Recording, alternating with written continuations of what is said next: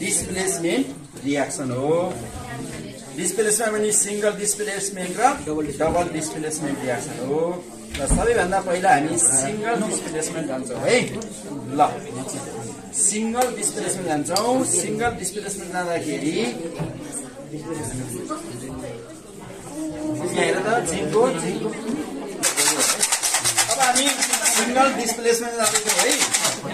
यो जिङ्क मेटलमा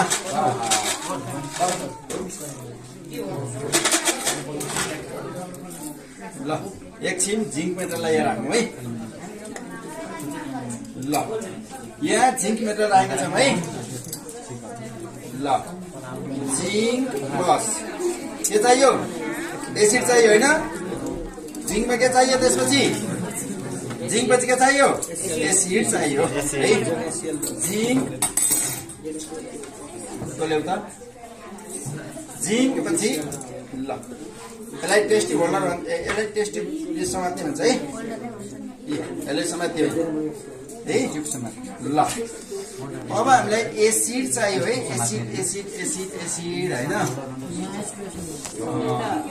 यहाँ H2SO4 छ है।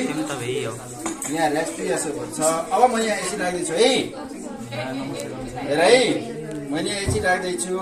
यो भने डेन्जर हुन्छ एसिड राखाइ है।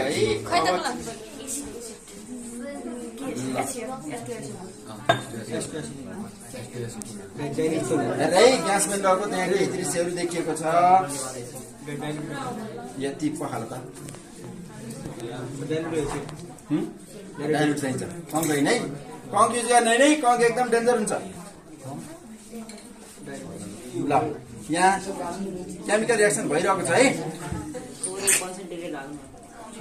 कन्सन्ट्रेट राख्नु डेन्जर हुन्छ। ल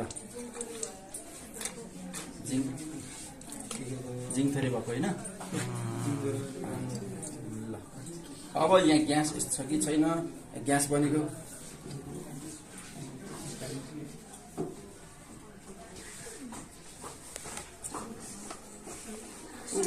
खै म्याग्नेसियम रिबन ल्याउँदा यहाँ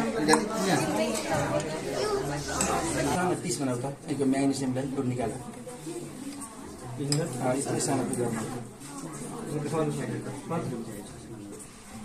सानो ग्यास बन्छ। यसले छिटो एउटा ल्याउ टेस्ट